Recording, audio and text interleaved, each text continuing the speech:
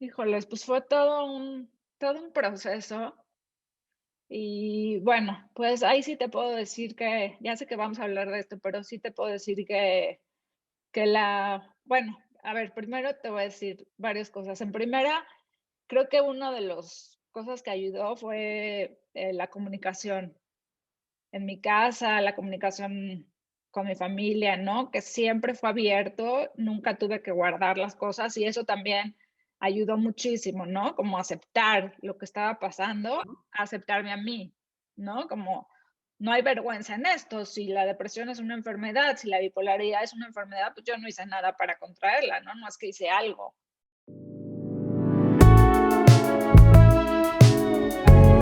I'll surrender. ¿Qué puede pasar? Ya no pasa nada. Una vida de mucho cambio, pero mucho cambio causado por mí.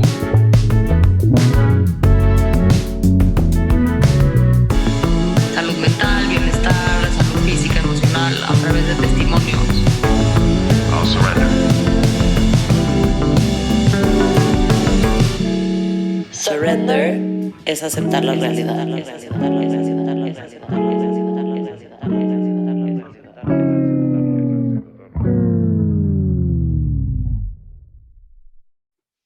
Hola a todos, bienvenidos a un episodio más de Let's Surrender. Para los que nos conocen y no nos conocen, yo soy Natalia Schlesinger y Let's Surrender es una plataforma donde hablamos sobre temas de salud mental, física y emocional a través de testimonios.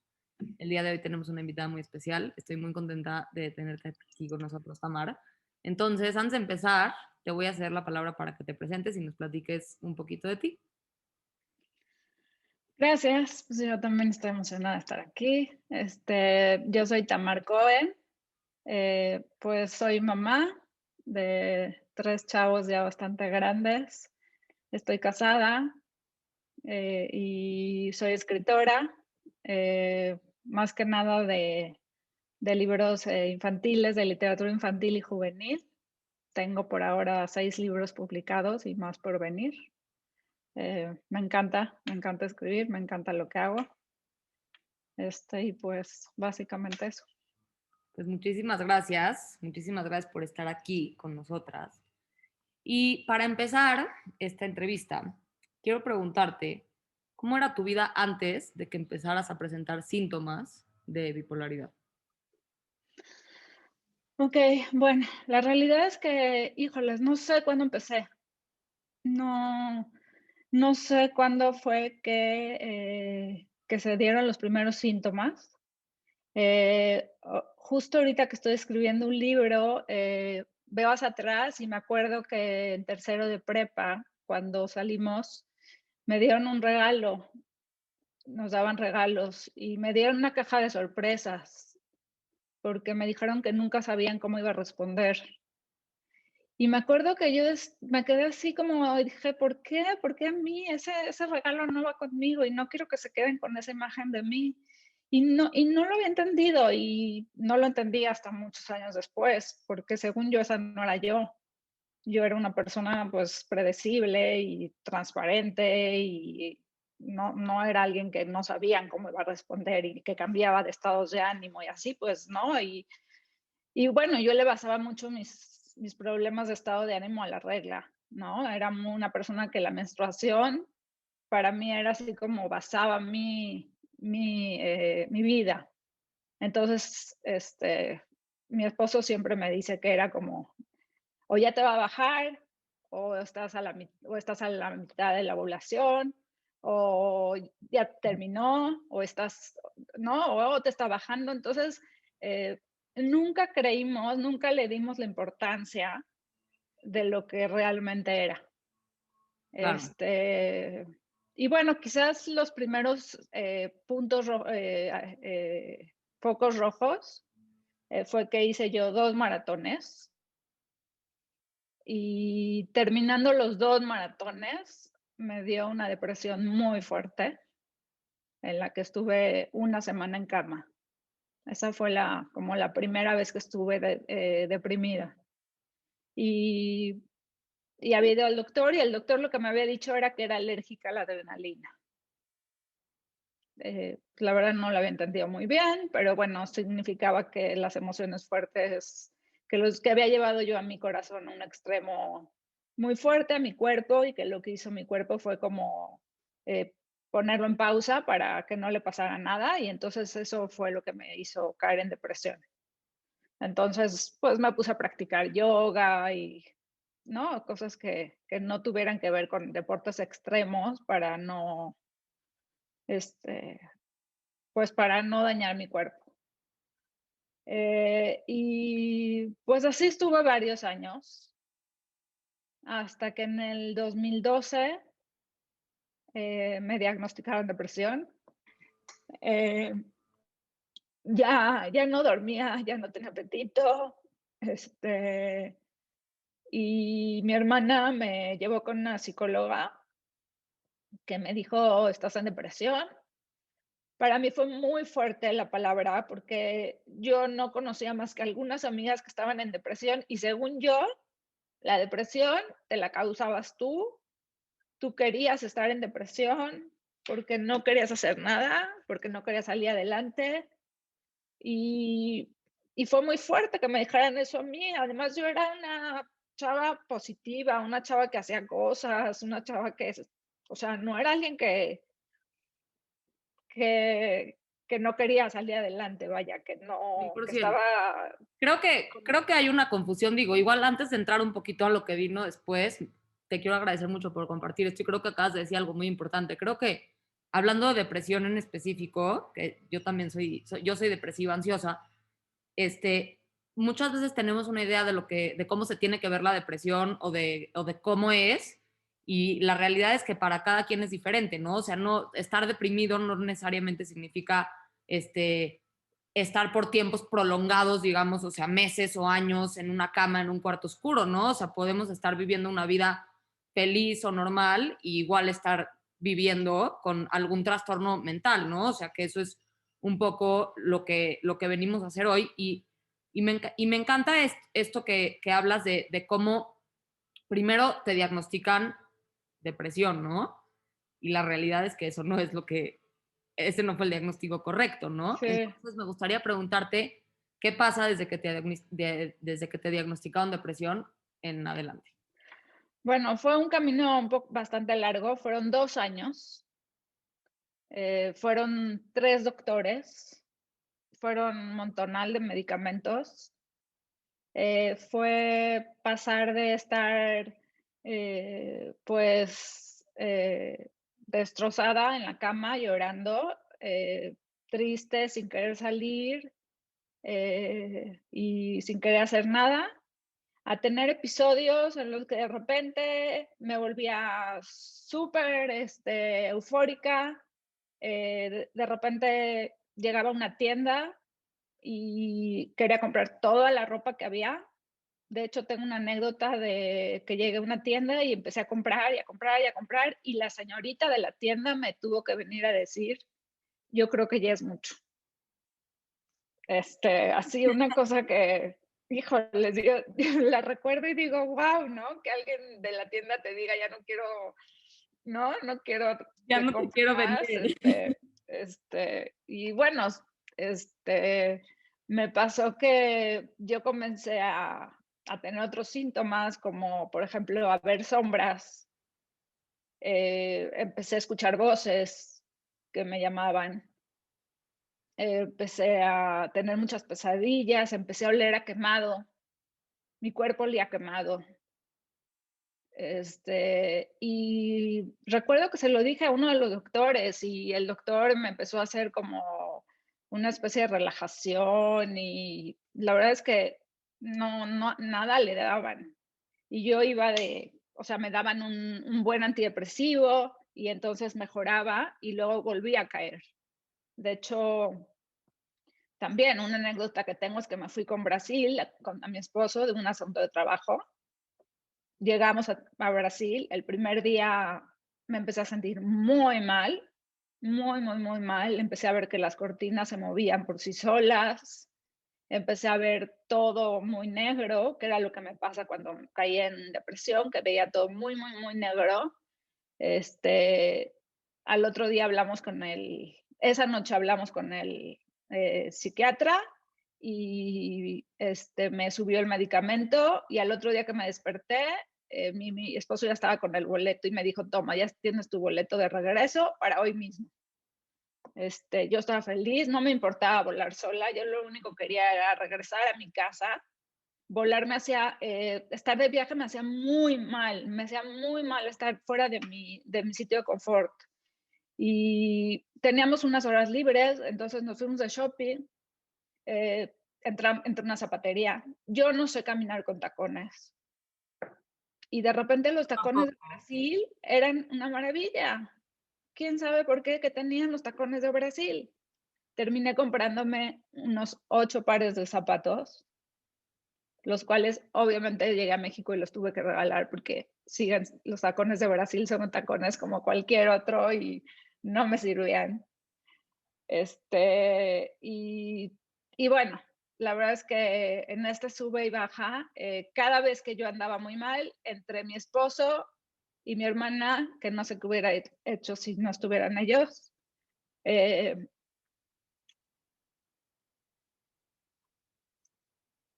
ellos como que se movían y decían, es hora de cambiar a otro doctor, es hora. Y entonces, gracias a esto fue que llegué con otro doctor.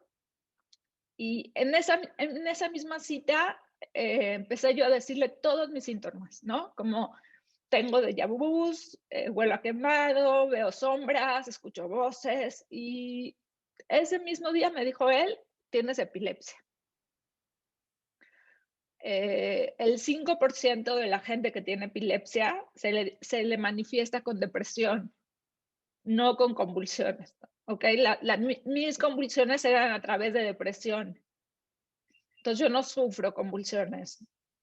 Entonces, bueno, la depresión era una manifestación de la epilepsia. Y era algo que los demás psiquiatras no se habían dado cuenta. Entonces, lo primero que hizo, bueno, después de sacarme unos estudios, fue darme una medicina para la epilepsia. Poco a poco los síntomas de la epilepsia se me fueron quitando, ya no olía quemado, dejé de ver sombras, ya no oía voces, etcétera. Pero seguía estando muy triste. Ese psiquiatra, que es muy bueno, pues me dio Prozac como antidepresivo, creyendo que me iba a sacar adelante. Y fue lo peor que me pudo haber dado. Mi peor momento que recuerdo es un diciembre en Acapulco con mis hijos. No sé, quizás mi hijo más chico habrá tenido 2014, ya estamos en esto para diciembre del 2014. Mi hijo más chico tenía 12 años y la estábamos pasando muy bien. En eso me dio un momento de euforia y le dije a mi esposo, quiero comprar un departamento en Acapulco. Entonces mi hijo grande se emocionó, estábamos emocionados, al otro día íbamos a ir a ver departamentos, ya estábamos muy emocionados de eso, sí, que dónde, que en qué lugar, y así. Y para la noche se había terminado el momento de euforia, yo caí, recuerdo que se tuvieron que bajar sin mí a festejar Año Nuevo. Me dieron un beso antes de bajarse, fue horrible, fue tristísimo ver que se bajaban sin mí, que yo me quedara ahí. Y al otro día ya estaba acá mi hermana con Ari, mi esposo, en Acapulco, viendo qué hacíamos. Y unos días después nos fuimos a Cleveland, donde me tocó un psiquiatra maravilloso y un neurólogo también. Me diagnosticaron la epilepsia y la bipolaridad. Entonces me dieron el medicamento correcto. Yo ahí ya, la verdad es que llegué ahí y le dije al doctor, yo ya me quiero ir. Yo ya no sirvo aquí, yo ya no quiero estar aquí. Mis hijos están sufriendo más. Van a estar todos mejor sin mí. ya era el punto en el que yo de verdad ya tenía escrita mi carta de despedida en mi cabeza. No sabía cómo le iba a hacer, pero bueno, por lo menos ya tenía como medio el plan. Y llegué y le dije, o me internan o yo me mato, porque yo ya no podía, ya no podía más. Y el doctor me dijo, por favor, dame chance. Tómate esta pastillita y vete a tu cuarto y dame chance. Y me fui a mi cuarto, me dormí como no sé cuántas horas, me desperté muchísimo mejor. Me fue subiendo la dosis esa semana. Cuando yo sentía que ya no me hacía efecto, me la subía. Yo no quería regresar a México para nada, no quería ver a mis hijos, estaba así como súper aislada, estaba mi esposo con otra de mis hermanas. Y a los 5 días de repente desperté y le dije, ya quiero ver a mis hijos, ya me quiero regresar. Y la verdad es que es la misma medicina que sigo tomando ahorita, es el mismo medicamento que tomo. Esos dos no los he dejado nunca, ni pienso dejarlos. Sigo yendo con un psiquiatra que es maravilloso aquí en México. Es una enfermedad con la que tengo que vivir. Es así. No, o sea, ¿qué más quisiera? Estar estable siempre. Estoy más estable cada vez,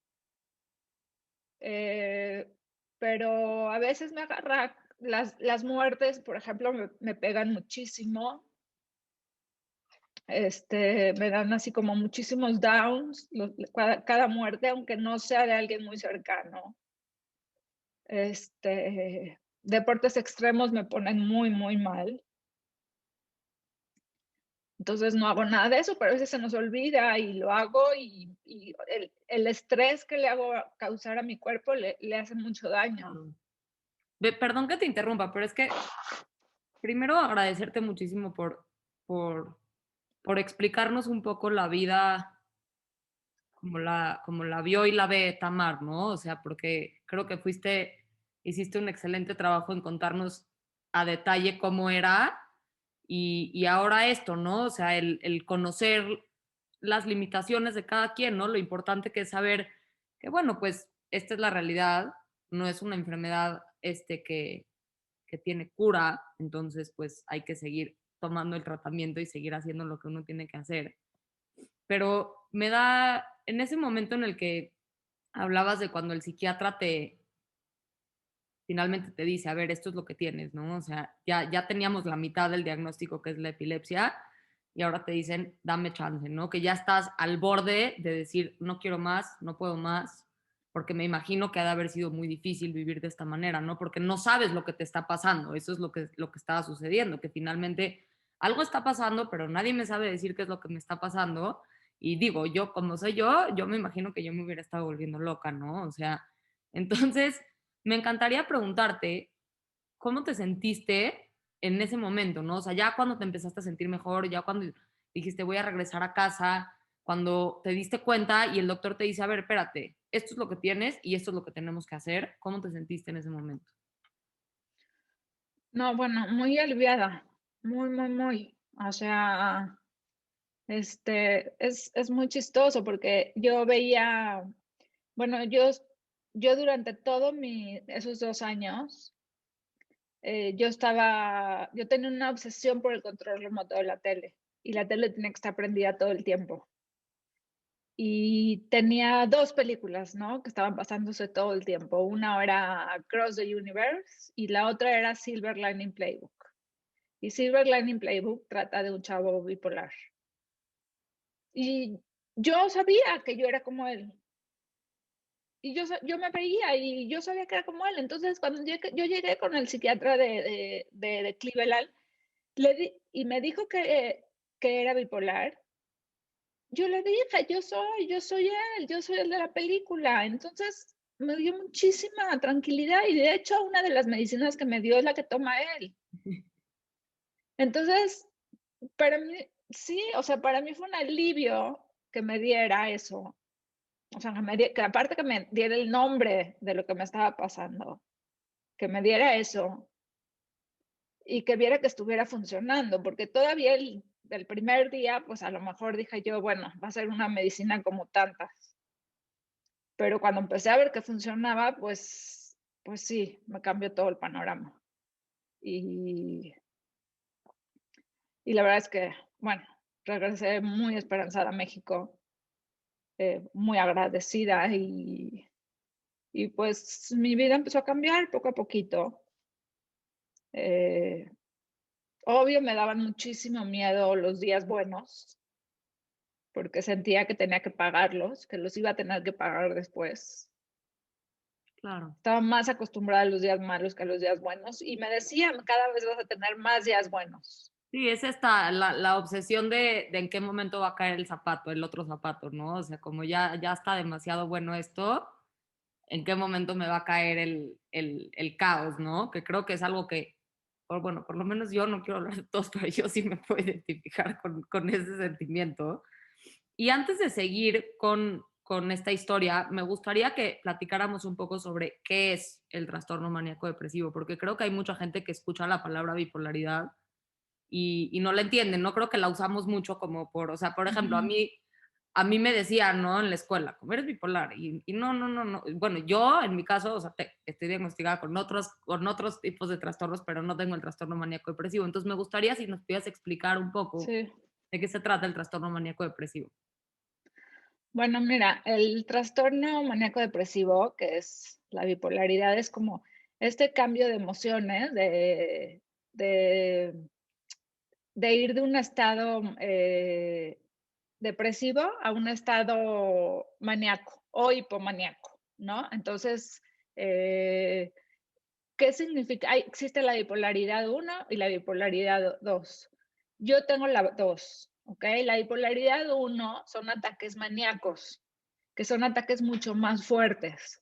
Es, por ejemplo, la gente que se cree Superman y se avienta de un edificio, ¿no? O sea, no sé si cuántas historias hemos oído de gente que se suicida, ¿no? Que le pega de esa manera. Sí, o sea, el up, digamos, es Sí, muy desproporcionado, o el sea, up es fuera de la muy realidad. fuerte, exacto, exacto. Y la 2 le dan manías, son hipomanías, que no son tan fuertes, son más leves, ¿sí? Y tienden más a la depresión. Entonces yo paso más tiempo deprimida que eufórica, ¿ok? Mis ratos de euforia pueden ser de un día, de 2, digamos, o de horas, pero lo de depresión pueden ser de semanas, ¿ok? Entonces, a eso tiende más que nada y digo, no sé, por darte algún ejemplo de hipomanías, o sea, de repente quería abrir un restaurante en mi casa para extraños, ¿no? A mí me gusta cocinar y entonces quería traer extraños a mi casa y le rogué a Ari que me dejara y que por favor y que íbamos a cocinar y no me dejó, ¿no? O de repente quería abrir una fábrica de exfoliantes en mi casa y también hice todo y fui a comprar el exfoliante y fui a comprar la tierrita y el perfume y el y el otro y ya sabes, eran como así como de repente impulsos muy, muy, muy fuertes. 100%. Este, Bueno, por lo menos es como es la parte de la creatividad, ¿no? O sea, como que hay sí, sí, mucha sí. creatividad detrás de eso también. O de repente me fui a cortar el pelo y lo tenía así largo como tú y de repente, ¡prum! Corto, pero así, como tipo militar, ¿no? Era así como Claro. cosas así súper impulsivas y luego caía en la depresión porque era imposible. Entonces, de hecho, trato de protegerme hoy en día porque me gusta, porque no puedo evitar sentir las emociones de esta manera, o sea, y me gusta, porque siento la vida diferente, o sea, siento la vida, pues, no sé, las pasiones las siento diferentes Es lo que te decía hace ratito, es como la vida a través de los ojos de Tamar, ¿no? O sea, es lo que te hace tú finalmente, no es algo que queremos echar a un lado, que es precisamente lo que te quería preguntar, ¿no? O sea, ¿cómo empiezas a aceptar esta realidad, ¿no? O sea, ¿cómo empiezas a decir, bueno, pues esto es quien soy y qué haces con eso? híjoles, pues fue todo un proceso. Y bueno, pues ahí sí te puedo decir que, ya sé que vamos a hablar de esto, pero sí te puedo decir bueno, a ver, primero te voy a decir varias cosas. En primera, creo que una de las cosas que ayudó fue la comunicación en mi casa, la comunicación con mi familia, ¿no? Que siempre fue abierto, nunca tuve que guardar las cosas y eso también ayudó muchísimo, ¿no? Como aceptar lo que estaba pasando, aceptarme a mí, ¿no? Como no hay vergüenza en esto, si la depresión es una enfermedad, si la bipolaridad es una enfermedad, pues yo no hice nada para contraerla, ¿no? No es que hice algo, ¿no? O sea, sí es un poco hereditario y todo, pero mi papá es epiléptico, pero no tenemos la bipolaridad en la casa, ¿no? Yo soy la primera. Entonces, y digamos que, pues eso me hizo como aceptarme. Y pues tenemos buen sentido del humor, entonces yo creo que eso también ayudó, ¿no? A no ser tan dramáticos, a no ser tan trágicos y pues ver también la situación cuando se podía, pues de alguna manera mirarlo para atrás y decir, bueno, pues como estas anécdotas que cuento ahorita y me puedo reír, ¿no? Hay momentos en los que lloro y hay momentos en los que me río.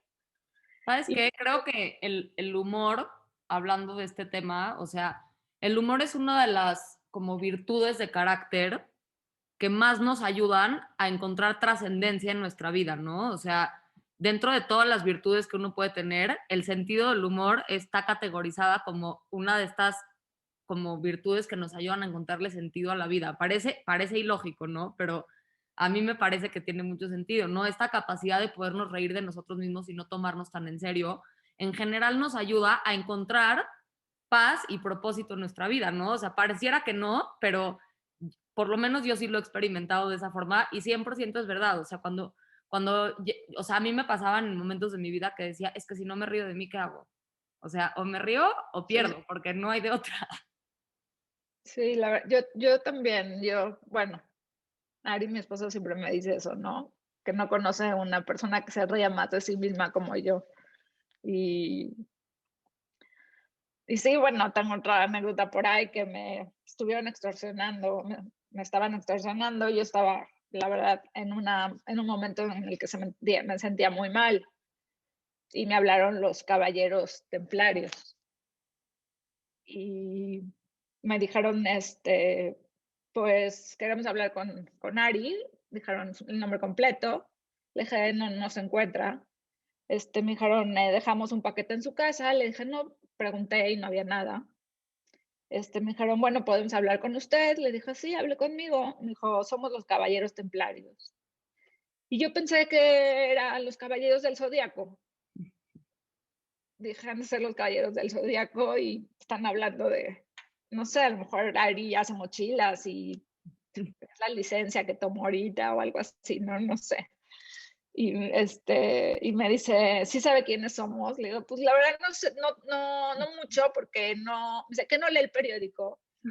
Y la verdad, mi psiquiatra me lo había prohibido porque como andaba mal, me dijo, las noticias te hacen mal, entonces no lo leas. Entonces le digo, la verdad, no lo leo porque me hace daño, porque no me siento muy bien. Es como que la persona se empezó a desesperar y me dijo, ¿podemos hablar con usted, sí o no? Le dije, no, sí. Entonces me dice, pues o colabora con nosotros o le secuestramos uno de sus hijos. Y de repente como que me quedé callada y le dije, no, yo creo que para ese tema sí tiene que hablar con mi esposo.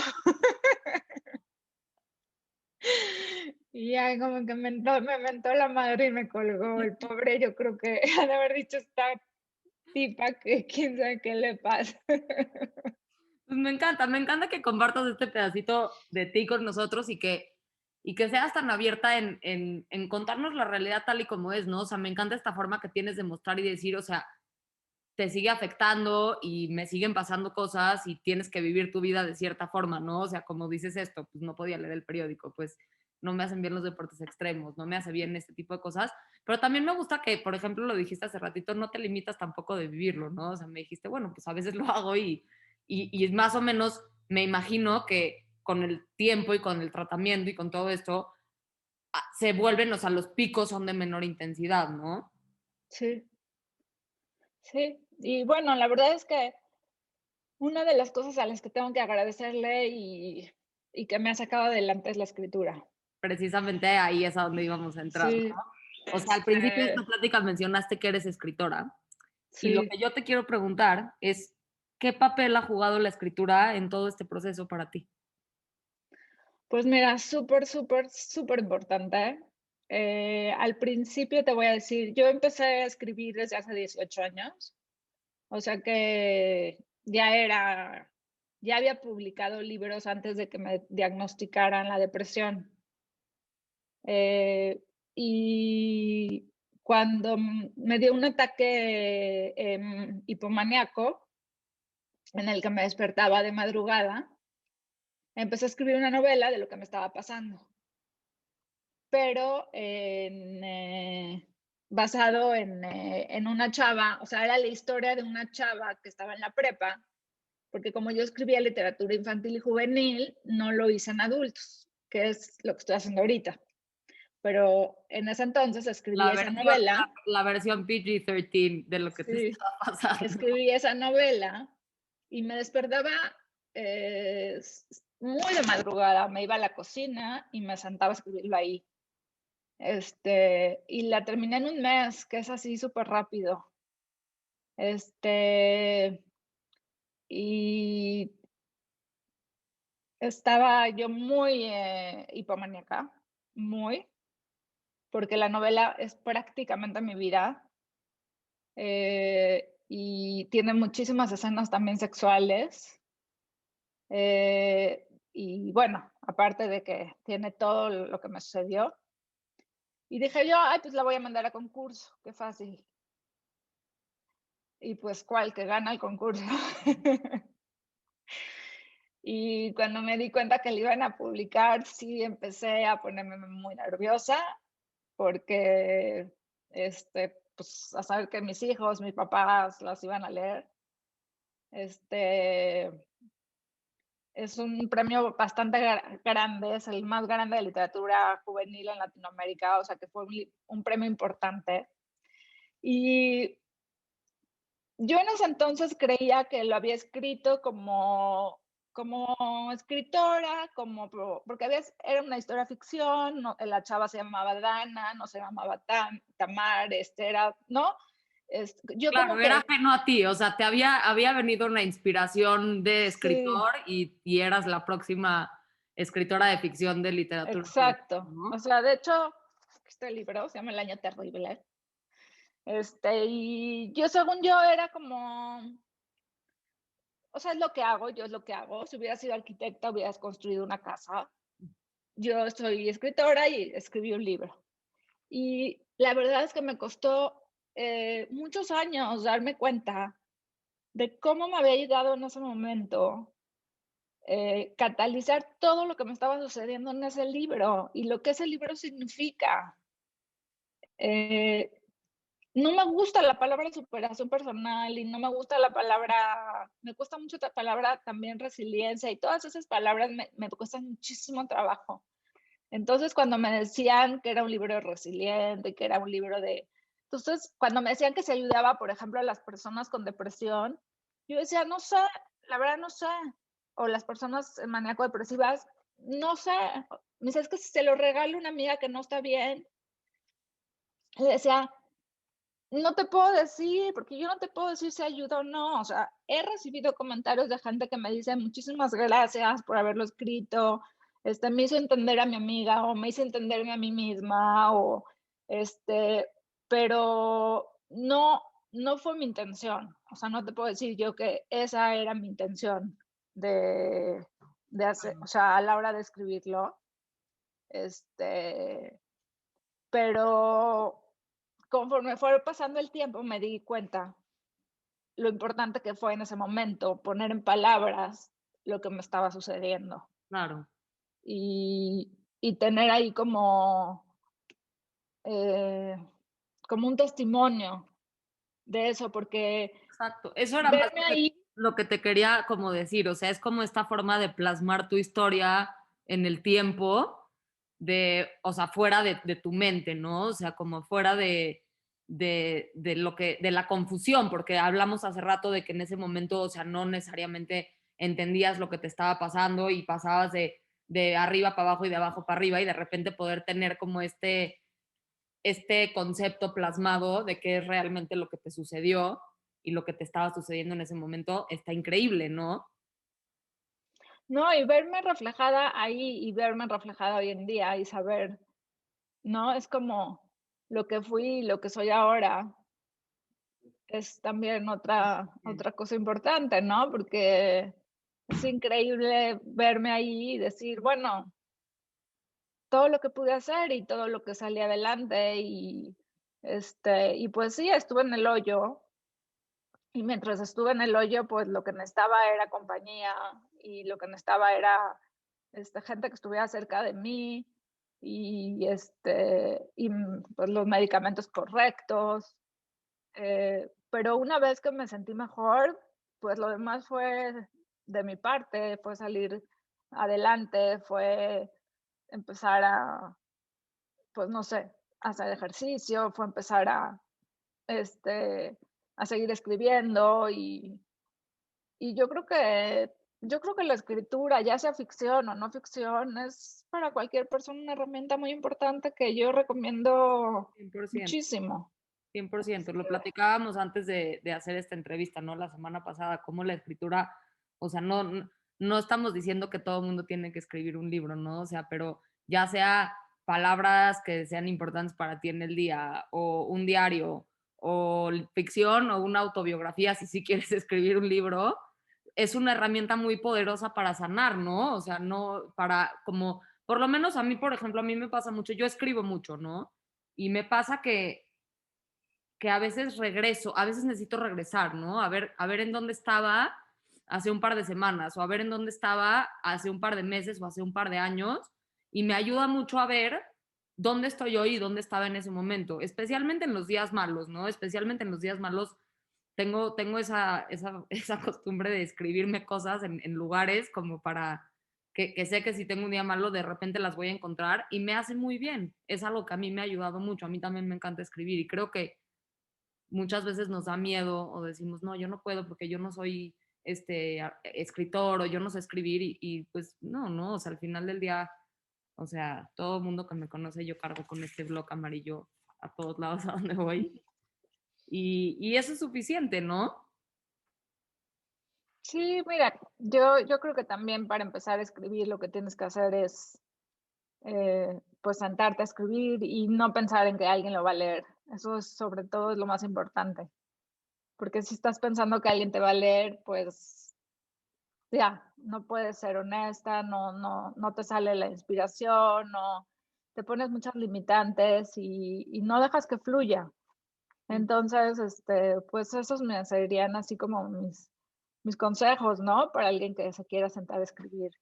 Eh, Justo ahorita yo estoy tomando un curso nuevo y aprendí una técnica nueva que se llama The Morning Pages. Y es sentarte a escribir 3 hojas por la mañana, cuando te despiertes, o por la mañana, o cuando puedas, de lo primero que te salga, de lo primero que tengas en la cabeza. Y es un poquito como quitarle esa basura a tu cabeza que tenga antes de empezar a hacer lo que tengas que hacer. Y no es solo para escritores, sino es para cualquier persona, Me encanta ¿no? esa herramienta, o sea, como, y digo, a lo mejor no son 3 páginas, porque a lo mejor los que no estamos acostumbrados a escribir, no vamos a escribir 3 páginas, o quizás suena mucho y a lo mejor no es tanto, ¿no?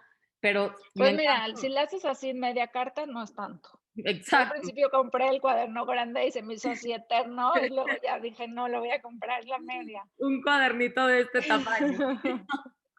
Pero 100% me encanta, se me hace una súper buena idea, ¿no? Esta forma de purgar nuestra mente de esos pensamientos invasivos que es imposible no tenerlos, esa es la realidad. Entonces, a lo mejor es algo que a alguien que nos esté escuchando le puede servir. Sí, y es También, bastante terapéutico. 100% terapéutico. Me gustaría preguntarte qué otras herramientas usas en tu vida para mantenerte en balance. Ya nos mencionaste algunas, el ejercicio. Ok, bueno, sí, el ejercicio para mí es súper importante.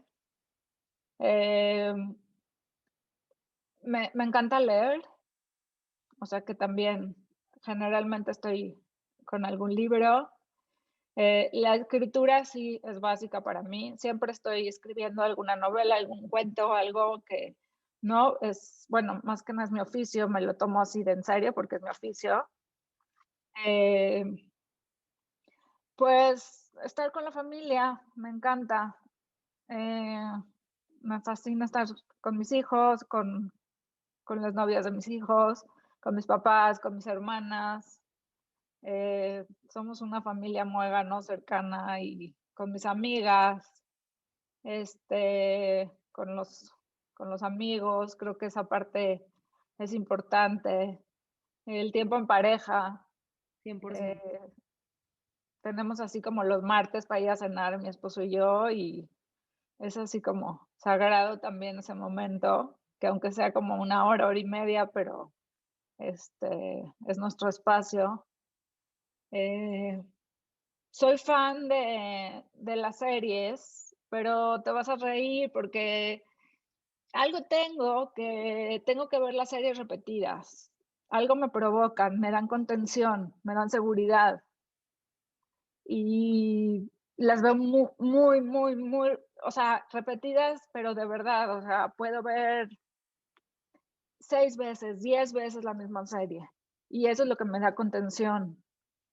Entonces, me ayuda y necesito como ver, digamos que un capítulo diario de algo, como que yo digo que es alimento para el alma. ¿Sabes qué? Me encanta la claridad que tienes sobre las cosas que necesitas hacer para estar tranquila, ¿no? Y creo que eres un claro ejemplo de... Mi mamá siempre dice por ahí que, que donde hay más oscuridad hay, siempre hay más espacio para luz, ¿no? Y entonces me pongo a pensar en estos momentos como donde estabas viendo todo negro, literalmente, o sea, ni siquiera es ya ni siquiera es un figure of speech, ¿no? Y ahora se ve como esta luz a tu alrededor y todas estas cosas tan increíbles que tienes y la verdad, yo estoy disfrutando muchísimo de esta plática y he aprendido mucho y quiero agradecerte por eso. Y tengo 2 preguntas más para ti. Va. Si pudieras volver a esos momentos donde todo estaba oscuro y pudieras hoy viajar al pasado y decirle algo a esa Tamar de ese momento, ¿qué le dirías? Uy. Este, pues me gustaría decirle que tuviera paciencia y que la luz llegaría, pero, pero siento que no me va a escuchar. Siento que es muy difícil cuando estás ahí y te dicen, ay, se va a pasar, vas a ver. Es lo peor que te pueden decir. Hay ciertas palabras y frases que eran lo peor que me pudieran decir. Por ejemplo, échale ganas. eh, Esto como ya pasará. Eso no valida lo que sientes. Yo 100%. creo que Es que en ese momento no se siente así, ¿no? En ese momento no. se siente como si nunca vamos a salir de esa. Entonces yo creo que lo hemos hablado mucho nosotras, si puedo agregar algo a lo que acabas de decir. eh, Muchas veces cuando un ser cercano a nosotros o un ser querido está pasando por algo así, hay varias cosas que podemos hacer, ¿no? Una es preguntarle a esa persona qué necesita de nosotros, porque muchas veces es lo que menos nos imaginamos, y a veces es simplemente acompañar en silencio, Ujú. ¿no? Si no sabemos qué decir, a veces es mejor no decir nada o preguntar. Eso es lo que yo diría Sí, de mi experiencia. sí, justo te iba a decir que a mí lo que más me servía era la compañía. Eh, yo tenía un grupo de apoyo, la verdad, muy grande, o sea, no muy grande, perdón, muy bueno. Mi esposo se despertaba y cuando me veía que no me paraba de la cama y me decía, ¿quieres que venga alguien? Yo le decía, no. Lo que él hacía era salía y le hablaba y ponía en el chat o le hablaba. Entonces tenía 3 hermanas que podían venir, tenía varias amigas que podían venir y se repartían. Entonces, de repente llegaba alguien, a mí me chocaba que llegara, porque yo no quería y yo quería estar sola. Y esa persona llegaba, se metía a mi cama, al principio no decía nada, y después platicábamos y me daba cuenta de cómo me sirvió y de cómo me ayudó en el día. Y le agradecía a Ari para que hubiera hablado a pedir ayuda. A veces yo misma pedía la ayuda. O sea, a veces llegaba la noche y si Ari estaba de viaje y yo veía que no podía, ¿cuántas veces le hablé a mis amigas y me acuerdo de dormir con ellas, pero abrazada? O sea, era una cosa así impresionante. Pues suena como que eres una persona muy bendecida con muchas Sí. personas de luz a tu alrededor que te Y es cuidan. que eso sí necesitas tenerlo. Y necesitas saber pedir ayuda, también eso. Y sí pude. Y yo te felicito y te admiro por eso, igual que a todas las personas que eligen pedir ayuda y recordarnos a todos que pedir ayuda no es de débiles, sino de valientes y probablemente es lo más valiente que vayas a hacer en tu vida. Para cerrar esta plática, quiero preguntarte, Tamar, ¿qué es salud mental para ti?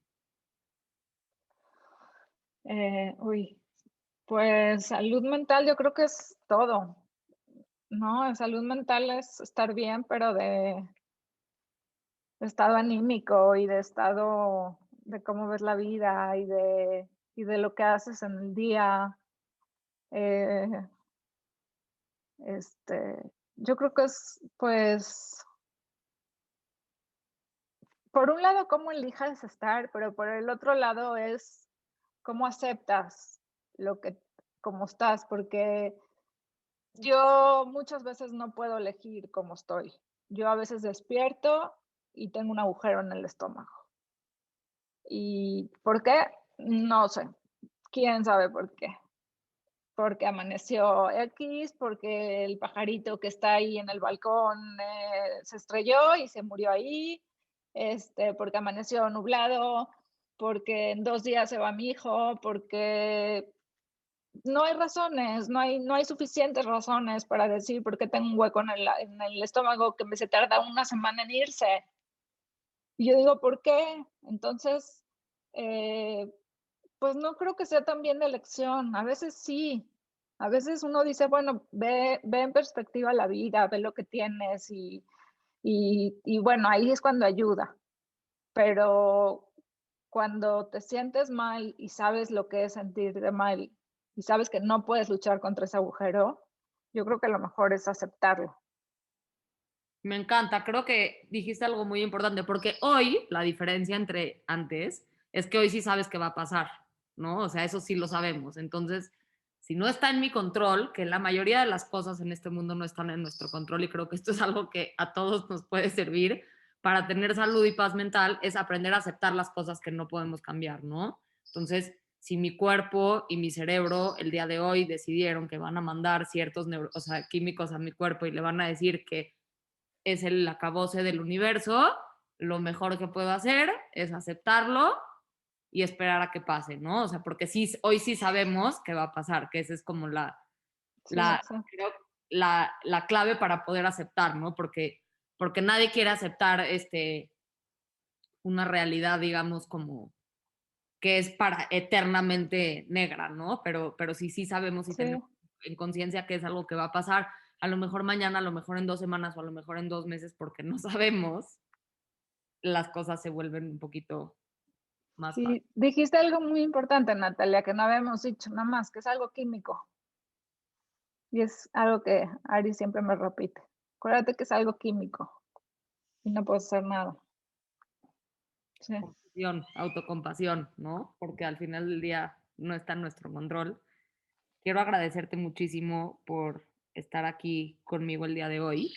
Antes de cerrar esta plática, te quiero preguntar si hay algo más que quisieras decir. No, pues gracias. Siempre, a mí me gusta mucho hablar de lo que viví, porque siento que siempre puedo estar ayudando a alguien y porque aparte creo que hablar de las enfermedades mentales es quitarles el tabú y para mí eso es muy importante. 100%. Es una batalla que me gusta luchar. Pues aquí ya vemos varios que estamos luchándola contigo y haciendo lo posible por salir, por crear un poco más conciencia sobre estos temas.